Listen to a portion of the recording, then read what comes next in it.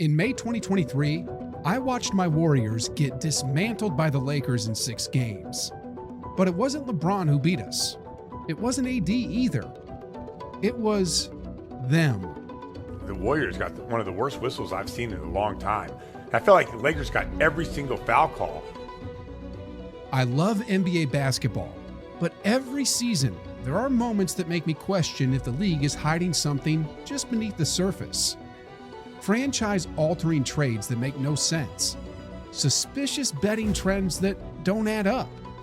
Referees making game-changing calls. The scramble. Oh no, that's not a foul on Looney. That is not a foul on Kevon Looney, people. After moments like these, it's hard not to wonder, are the NBA playoffs scripted? What does the league want to? I think they want Joker in the Western Conference Finals. You know, we had a pact. We're all going to call a palming violation on him, and we did that. And I did tell, Tommy to bet against Denver that night. And of course the NBA's rigged. You think so? Of course. It's part of the script. I didn't want to believe it. I told myself the league was fair, that the game I loved was still pure. But the deeper I looked into the interviews, the fan theories, the more it started to feel like something bigger. And once I connected the dots, I couldn't unsee it.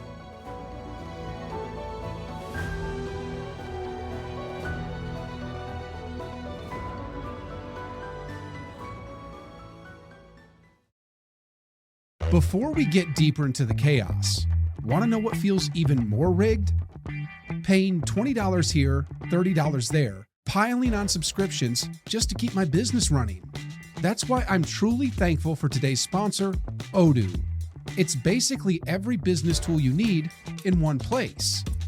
Manufacturing, sales, CRM, project management, accounting, and you name it. And the best part, you only pay per user and not per application.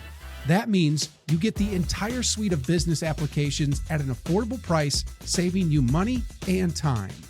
As a YouTuber, there's a lot going on behind the scenes. Scripts, sponsors, finances, scheduling, videos, and more.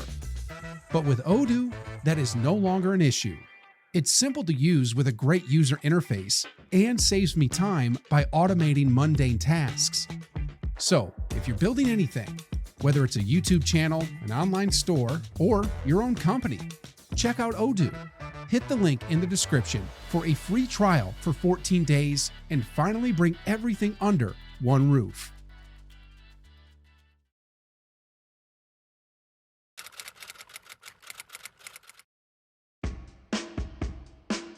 Before we break down what might happen in the 2025 playoffs, we need to rewind. Because lately, the NBA hasn't felt, well, exactly 100% organic. This is supposed to be the next future of the NBA. Where are you going to put them? Let's start with Victor Wembanyama. In 2023, the most hyped NBA prospect since LeBron was about to enter the league. 3 teams, Detroit, Houston, and San Antonio, shared the highest odds to land him, each with a 14% chance. But Wemby wasn't just another top pick. He was a global phenomenon. A 7'4" anomaly some were already calling Wilt Chamberlain 2.0. The kind of player who could reshape the league as we know it. Now, I can't say for sure what Adam Silver and the league executives were thinking, but if I were in their shoes, the last thing I'd want is a player with that kind of potential buried in the shadows of Detroit or Houston, 2 markets that haven't exactly earned a reputation for developing stars. So when Wemby said he wanted the Spurs and the media called it a perfect fit, then, like magic, San Antonio won the lottery. You didn't need to be a conspiracy theorist to raise an eyebrow. They were going to give it to Charlotte, but it was probably always going to Popovich. They love San Antonio. Some people might say, well, the NBA uploaded the lottery to YouTube afterward to show it was legit. And sure, that's true. But for a lot of fans, that only made it feel more suspicious. Like the results was just a little too perfect, and maybe, just maybe, the whole thing wasn't as random as it seemed. Now, if you think that's a stretch, if rigging a lottery sounds impossible, just ask yourself, if a magician with a $50,000 budget can make an elephant appear out of thin air on stage, how hard could it be for a multi-billion-dollar league to manipulate a few ping pong balls? Then came another moment that didn't sit right. The Anthony Davis and Luka Doncic trade. At the time, the NBA was losing momentum. Ratings were slipping. The league needed a spark. And historically, whenever the Lakers rise, the league rises with them. So, when Luka Doncic, one of the most marketable stars on the planet, was suddenly traded to LA, it caught everyone off guard. No bidding war, no leaks, no drama. Just two general managers quietly making a blockbuster move behind the scenes. I just don't understand it. It just doesn't make any sense. There's something that's going to come to the surface over the course of time. We don't know what it is yet. It happened so quickly and with so little resistance, it didn't feel like a trade. It felt like a carefully orchestrated storyline playing out in real time. These are just two moments in recent NBA history that left fans wondering, is this still basketball or just a well-produced drama? Now, to understand just how deep this rabbit hole goes, we need to go back to one of the most controversial finals in NBA history, 2006. But one dude outshot the whole team from the foul. At the time, I was a huge Dwayne Wade fan. So caught up in the moment, I was blind to what was really going on. But to be fair, this was before NBA YouTube really existed. There were no breakdowns, no slow-mo replays, no creators dissecting every call and momentum swing. So consequently, it was harder to see the bigger picture. But looking back now, it's hard not to see the signs and start connecting the dots. Kobe had just finished his three-peat a few years earlier, but his relationship with the league was rocky. He wasn't the image they wanted leading the charge. So the NBA quietly started looking for something else, a new face to carry the torch into the next era. So then, down 0-2 in the series, and the whistles started coming, nonstop, almost all in Wade's favor. 4 games in a row of Dwayne Wade getting every single foul call. In Game 5 alone, the Flash went to the line 25 times, more than the entire Mavericks roster. And many of those calls, soft and questionable. As one fan pointed out, if you looked at Wade the wrong way, it was a foul. Honestly, looking back, I'm not saying Wade didn't leave everything on the floor. He absolutely did. But the truth is, that series was won at the free throw line. Double team, Wade looking for an opening. He's fouled, shot won't go, but he will shoot 2.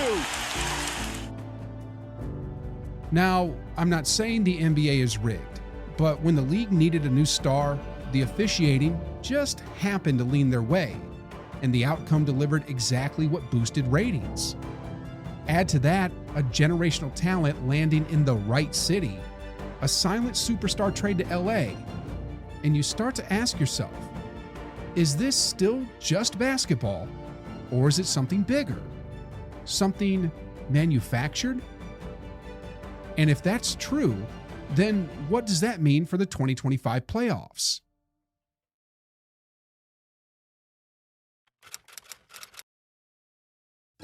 We've entered the 2025 season, and if you thought past years were suspicious, this one might just take the crown. Here's the backstory.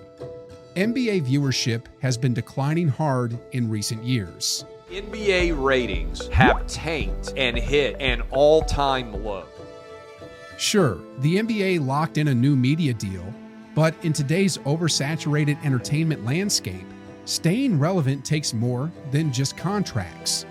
If the league loses the interest of the casual fan, the entire model starts to crack. That's why making the playoffs, and especially the finals, a must-watch event for casuals isn't just smart strategy, it's survival.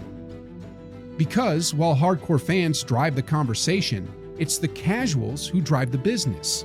Ratings, merch, ticket sales, they account for nearly 90% of the NBA's audience. So, if the league had full control over the narrative to catch the views of the casual fan, what's the last finals matchup they'd want? Listen, the two best teams in the NBA are the Cleveland Cavaliers and the Oklahoma City Thunder. And if they play in the NBA Finals, it will set records. Records for the worst ratings we have ever seen. Sure, OKC and Cleveland are the top seeds, playing high level, team-first basketball that hardcore fans love. But for the casual viewer, there's no real hook, no legacy at stake, no marquee star with everything on the line. Donovan Mitchell versus SGA isn't moving the needle, at least not yet. Instead, think about a team that does have something to lose, the Boston Celtics. They're the defending champions, but outside of Boston, not many people are rooting for them. Tatum and Brown are elite basketball players, but fans constantly clown them. One got benched in the Olympics, the other wasn't even invited. And this is exactly why so many fans want to see them lose. The Celtics beat the Phoenix Suns by 30 points last night, and tweets were raining in about how boring the Celtics are. So, who's the most compelling opponent to put in front of them? Option 1, the Golden State Warriors. A rematch of the 2022 Finals. Steph versus Tatum, round 2. Can Curry humble him again? Or can Jimmy Butler once again become Tatum's father? Jokes aside, matchups like this will get millions of fans talking and tuning in. Then there's option 2, the one I believe the league would push for more than any other. Okay, so what matchup do you want? What would be your dream finals matchup? Oh, well, I mean, come on. Lakers, Celtics? Celtics versus Lakers. The rivalry that defined the 80s, revived for a new era.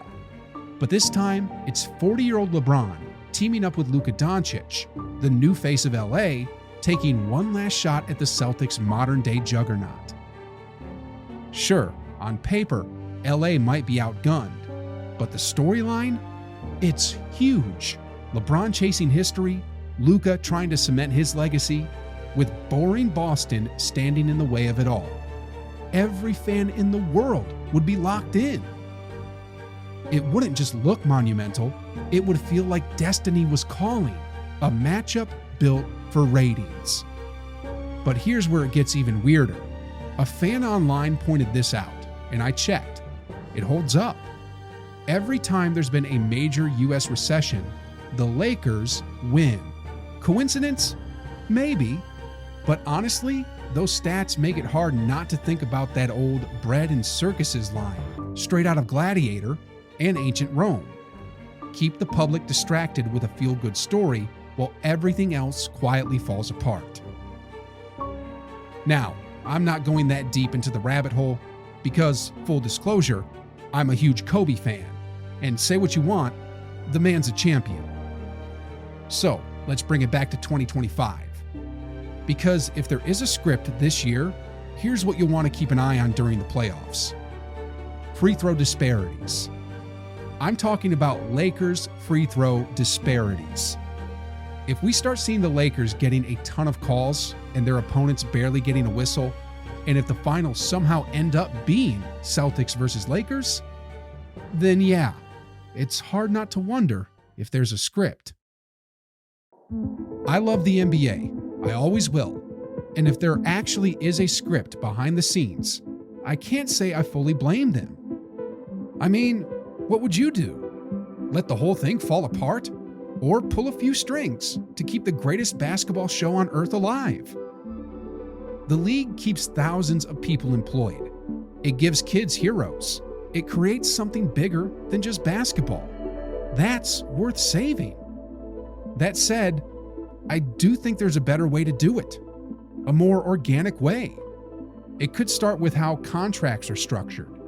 Because let's be real, most NBA players aren't chasing rings, they're chasing checks.